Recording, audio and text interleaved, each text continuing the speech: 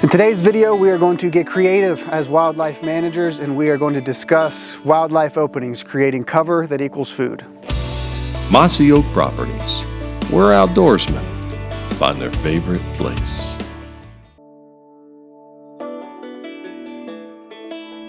Of all the management practices that you can do for wildlife, and more specifically white-tailed deer, I know one of my favorites is creating wildlife openings for them, because you can diversify these things and accomplish so many things. We talk about wildlife management as a canvas, and doing management itself is the art of it.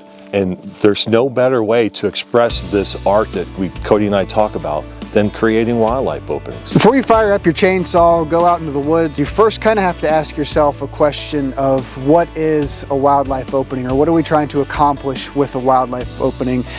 And to me, what makes wildlife openings so cool is because they really allow us as managers to express our creativity. Because I think if you break a wildlife opening down in its most simplistic terms, the foundation of it is just letting sunlight hit the forest floor. And there are several different ways that you can accomplish that, whether it's through dropping trees completely, having a professional logger come in and do a timber harvest for you, if you're doing more of an herbicide application, whether a hack and squirt or double girdle method, and letting sunlight hit the forest floor. But that is the ultimate goal at the end of the day. And the result and the response from just letting sunlight get to the floor is there's so many native plant species in the seed bank that are just begging for a chance, and that chance is sunlight. They just need a little bit of help, especially in an area like this where it's almost completely closed canopy. I promise you, once we open the canopy, maybe run a fire through this leaf litter and expose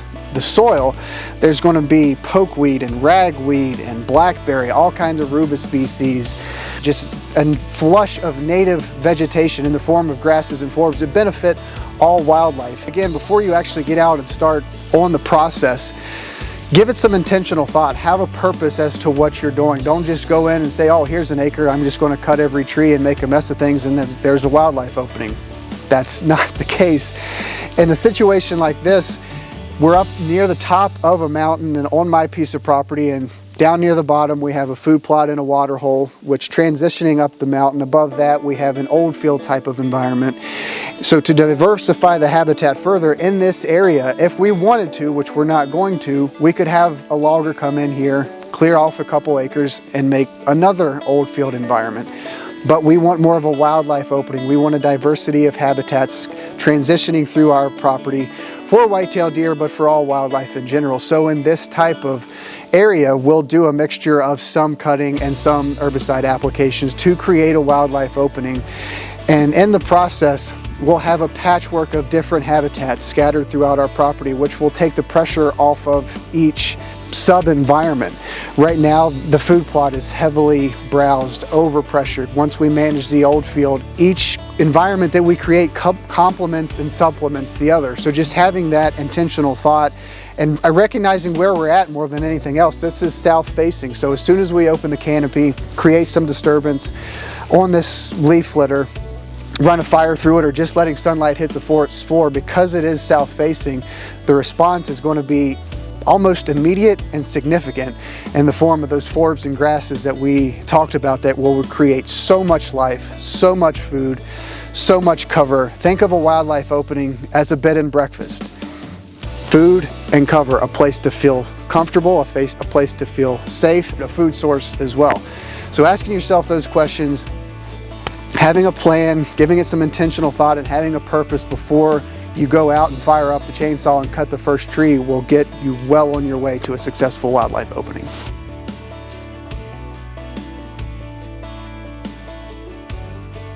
We do a lot of talking about diversity, and the more diverse a piece of property is, the more attractive it is for wildlife. And what's unique and what's really it's exciting is when you create an environment, whether it's an old field or wildlife opening, you can sit there and micromanage that environment to specific things and specific times of the year, different species. So once you get these things created, you can come in there with herbicide and do a little spot spraying. If you notice this, it's too much of that. Or if you notice that there's some nesting birds, some unique birds using the area, manage for them. The spillover will be the white-tailed deer, but for turkeys and etc., you can manage each one of those ecosystems differently. So that is really exciting. Again, diversifying everything that you do. It's just not a one thing, let's cut some trees down and walk away and think that's great for deer. No, you could be better, do better, especially for wildlife. Another thing to think about too is when you manage for these things, we tend to, let them grow up, and then what you have is a bunch of, saplings that might be above your head, but about as, as thick as your thumb. Well, you're walking through them and they might be smacking you, or it's just, For some species of wildlife, that is absolutely fantastic, especially maybe the rough grouse. But if you're trying to manage for white-tailed deer, the food source already is up in the air. Now, it's just cover. It's not cover that equals food. So going in there and bringing that habitat, that cover, down to where it could be utilized for white-tailed deer. Thermal cover, where the deer could bed down and the wind won't affect it.